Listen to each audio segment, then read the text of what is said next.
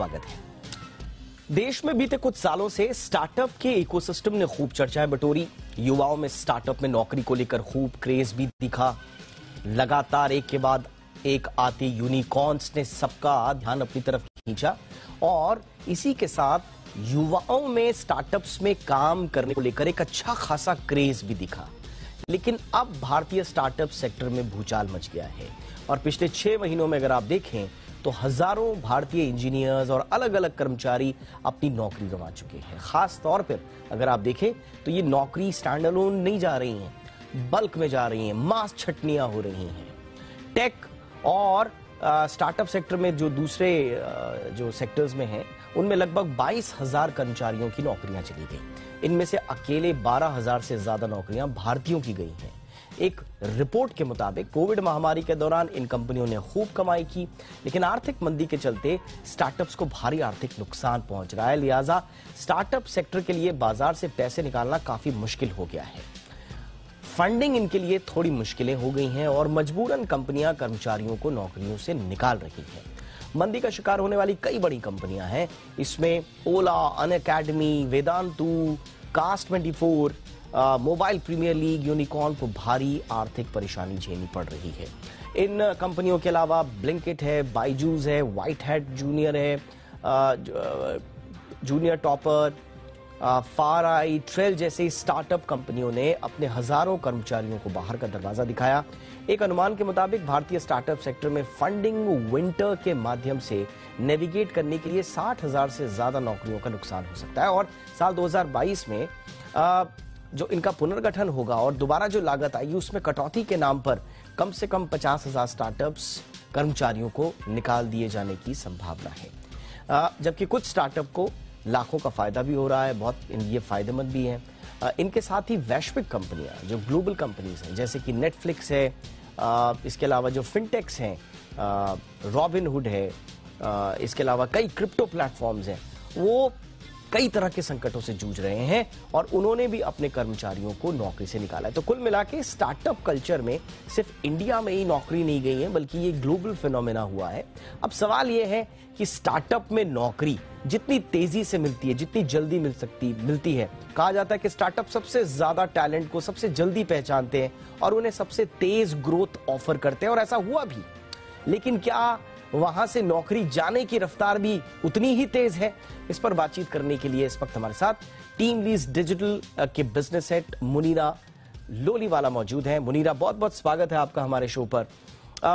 सबसे पहले यही समझना चाहेंगे, बहुत सारी रिपोर्ट हम देख रहे हैं, क्रंच बेस से लेकर तमाम ऐसी रिपोर्ट्स आई हैं जो बताती हैं कि हजारों नौकरियां, 20,000 से ज्यादा नौकरियां पिछले 6 महीने में जा चुकी हैं पूरे स्टार्टअप इकोसिस्टम की अगर हम बात करें। तो अब जो कैंडिडेट्स हैं वो यही पूछ रहे हैं कि क्या वाकई में इतनी तेजी से नौकरियां भी जाती हैं जितनी तेजी से मिलती हैं स्टार्टअप में? सवाल सही है। इसके काफी सारे पहलू हैं। अगर हम बात करें स्टार्टअप इकोसिस्टम की, किसी भी फाउंडर या ओनर के लिए, खासकर जितने फाउंडर्स या ओनर्स को हम इंडस्ट्री में हिंदुस्तान में जानते हैं, वे काफी इमोशनल है। इसलिए उनके लिए किसी को काम से निकालना काफी दुखद होता है। अगर हम इकोसिस्टम की बात करें तो तकरीबन 3 लाख के करीब फॉर्मल रोजगार लोग हायर हुए हैं और इनफॉर्मली बात करें तो तकरीबन 25 लाख से भी ज्यादा लोग हायर हुए हैं, जहां आप ड्राइवर, डिलीवरी, थेरेपिस्ट, इन कैटेगरीज को आप रखेंगे। पिछले 2 सालों में ही 50,000 से लेकर के 1 लाख तक के लोग हायर किए गए हैं इसी इंडस्ट्री में, सिर्फ फॉर्मल जॉब सेक्टर में। जाहिर में अगर हम देखे जाएं तो मार्केट करेक्शन होना जरूरी होता है, एक पॉइंट है।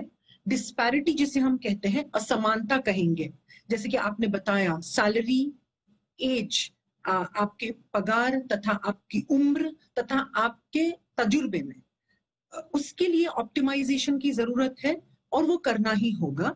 तो ये वो फेज है। नौकरी जाना किसी के लिए भी आसान नहीं होता, ना एम्प्लॉई के लिए, ना कर्मचारी के लिए, ना जो उन्हें उपयोगिता के लिए जो उन्हें एम्प्लॉय करते हैं। किंतु यहाँ हम बात कर रहे हैं उन लोगों की, उन युवाओं की, जैसे कि आपने भी बताया, जिन्होंने लास्ट 2 से 3 साल में काफी जॉब चेंजेस किए, काफी उन कंपनीज को पसंद किया, जो ज्यादा सैलरीज पे करते हैं, जो ज्यादा तेजी से दौड़ रहे हैं। जाहिर सी बात है, जब एक ग्रोथ या एक एवोल्यूशन फेज कंप्लीट किया जाता है तो एक रिकरेक्शन की आवश्यकता होती है, जो फिलहाल हम देख रहे हैं। जितने लोग हायर किए गए हैं उसका अगर हम एग्रीगेट परसेंटेज देखें तो तकरीबन 10% या शायद उससे भी कम होगा जितने लोगों की जॉब्स जाने की बात कर रहे हैं हम। किंतु अगर हम बट मुनीरा, अगर हम देखें, देखिए आपने बिल्कुल सही कहा कि जिस अनुपात में लोगों को नौकरियां मिली हैं और जिस तेजी से मिली हैं उसमें करेक्शन आना स्वाभाविक है, लेकिन ये करेक्शन जो है इसका वॉल्यूम स्वाभाविक नहीं रखता। हो सकता है कि आप धीरे धीरे छटनी जब करते, लेकिन आप अखबार उठा के देखिए, रिपोर्ट्स उठा के देखिए, बीते 6 महीनों में जितने बड़े स्टार्टअप्स, मैं सबका नाम यहां पर लूंगा तो बहुत देर हो जाएगी, आप देखिए एक साथ छटनी, मास छटनी। तो ये इस तरह के जो कॉन्सेप्ट हैं ये क्यों है? क्या हम स्टार्टअप में ऐसा इकोसिस्टम नहीं बना सकते कि जिसमें एक बीच में कहीं शॉक एब्जॉर्बर लगा हुआ हो?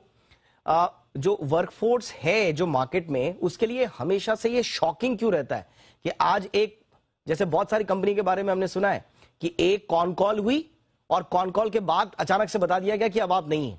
एक कॉन कॉल में ये सब हो जाता है, तो वो बीच में एक शॉक एब्जॉर्बर क्यों नहीं है? और एक साथ ये जो मास छटनी का ये जो चलन है ये क्यों है? आप जो कह रहे हैं वो कुछ हद तक सही है। संपूर्ण जो बात है वो सही नहीं है। जब हम मास छटनी की बात करते हैं तो उसकी ओवरऑल रेशियो क्या होती है जो उस क्षेत्र में हायर्ड है। हम 30 लाख लोगों की बात कर रहे हैं जो इस क्षेत्र में आज की तारीख में एम्प्लॉयड है। अगर हम उसके परसेंटेज की बात करें तो वो 10% से भी कम की मास छटनी की हम बात कर रहे हैं इस समय।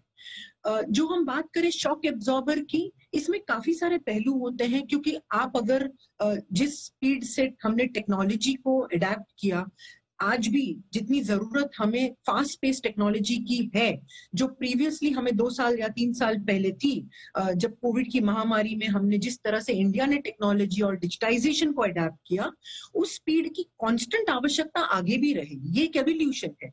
जितने स्टार्टअप्स में लोग एम्प्लॉयड हैं जो आज किसी ना किसी वजह से ले ऑफ्स या छटनी का शिकार हो रहे हैं, वो उसी तरह दूसरे स्टार्टअप्स में अपने जॉब को पा सकते हैं, क्योंकि वो एक साइकिल है, ये एक चक्र है। इंडिया में स्टार्टअप्स का जो फ्लो है या देश विदेश में जो स्टार्टअप्स का जो फ्लो है वो किसी भी मात्रा से कम नहीं होने वाला। ये आपने अच्छी बात बोली।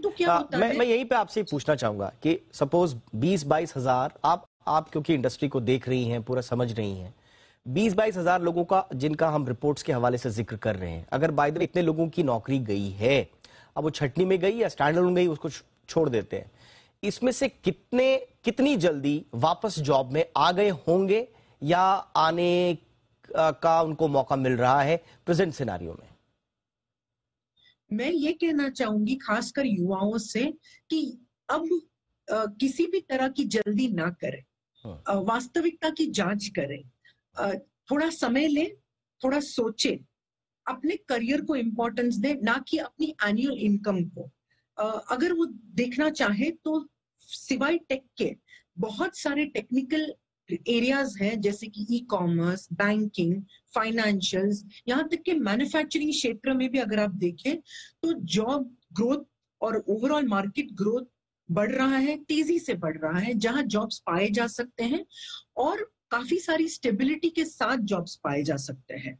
तो मेरा ये मानना होगा कि अगर हम देखें तो जो बेस्ट डिजर्विंग कैंडिडेट्स है उन्हें काफी कम समय में ही काफी सारे क्षेत्रों में जॉब मिलने की पूरी संभावना है। ऑलराइट, बहुत बहुत शुक्रिया, आपने इस महत्वपूर्ण मसले पर विश्लेषण दिया अपना और हमारे दर्शकों के लिए वक्त निकाला। बहुत बहुत शुक्रिया आपका।